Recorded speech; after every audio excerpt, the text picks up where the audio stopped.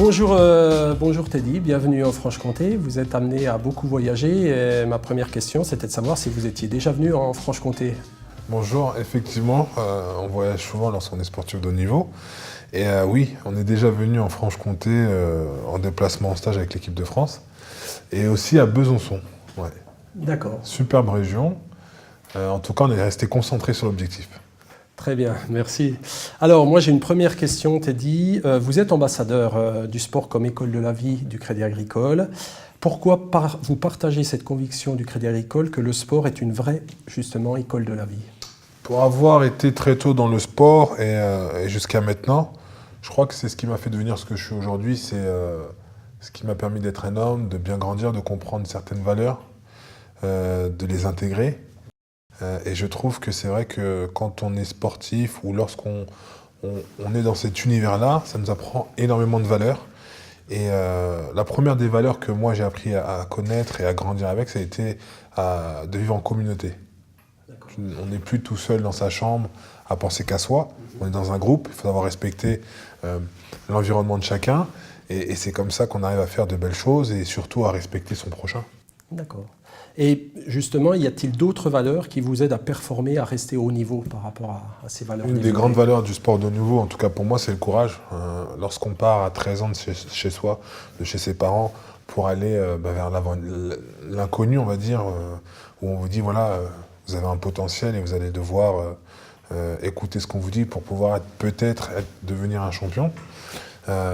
Forcément, il faut prendre son courage à deux mains et c'est vrai que lorsque je suis parti à cet âge-là et qu'en face de moi j'avais des adultes qui eux avaient déjà leur place et il fallait faire son espace pour pouvoir réussir à avoir des sélections, c'est vrai qu'à chaque fois le courage en avait besoin et c'est ce qui m'a permis à chaque fois d'avancer, de me relever et puis surtout d'arriver à ce niveau-là. D'accord, et donc de devenir un grand champion que vous êtes. Or justement, 10 titres de champion du monde, 2 titres de champion olympique.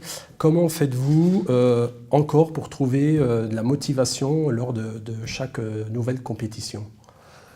J'ai envie de dire, tant que je me ferai plaisir sur les tapis, que j'aurai cette envie de me lever le matin pour aller à l'entraînement, chercher à me dépasser, chercher à trouver qu'est-ce qui fera la différence sur une prochaine compétition pour battre mes adversaires, je me dis, voilà, c'est cette petite étincelle, c'est cette envie qui est là, ce plaisir d'aller à l'entraînement qui me fait continuer aujourd'hui malgré mon palmarès. D'accord.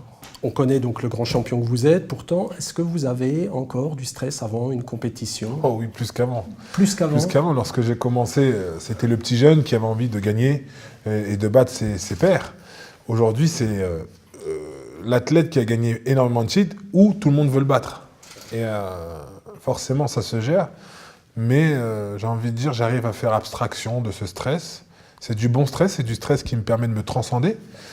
Et ça, j'ai appris à le travailler d'ailleurs avec une psychologue qui m'a permis d'avoir tous les outils pour pouvoir régler ces problèmes-là lorsqu'ils arrivent en compétition.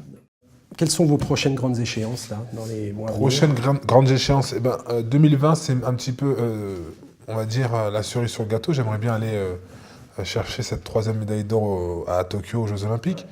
Parce que pour l'histoire de mon sport et puis surtout parce que ça me tient à cœur d'aller chercher cette 3e médaille d'or. C'est important pour moi et je me dis que si j'arrive à la gagner là, 2024, ce sera que du bonus. D'accord, voilà. Très bien.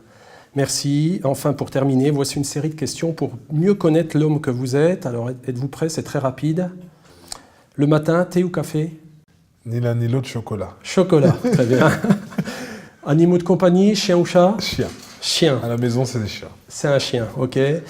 Les vacances, à la mer, à la montagne? À la mer. À la mer. Un Ilien comme moi, c'est la mer. C'est la mer, le soleil, la plage? Le soleil, la plage et les bons repas. Une plage de préférence, peut-être un endroit Ma plage préférée, c'est Port-Louis, en Guadeloupe. Port-Louis, en Guadeloupe, ok. Fromage, comté ou camembert? Attention, il y a un piège là. Comté. Comté, c'est la bonne réponse. Non, mais c'est simplement qu'à la maison, nous, c'est comté. Ma mère m'a élevé avec le comté. Par contre, papy, c'est camembert. D'accord. Foot, vous êtes fan de foot parce que vous avez à un moment donné de votre carrière hésité entre le foot et le judo. C'était le choix, oui. Ouais, c'était un choix. PSG ou l'OM? PSG. PSG tout simplement parce que moi, je suis un enfant du club. J'ai toujours été au PSG judo. Et lorsque l'année dernière, on a remonté le PSG judo, c'était une fierté de rentrer à la maison. D'accord, très bien. Et pour terminer, dernière question, plutôt série Netflix dans le canapé ou cinéma en famille dehors? Ah, cinéma en famille. Ouais. Ouais, je suis très famille. Ok, très bien. Eh bien merci, Merci Thierry à vous. Riner, de cette interview.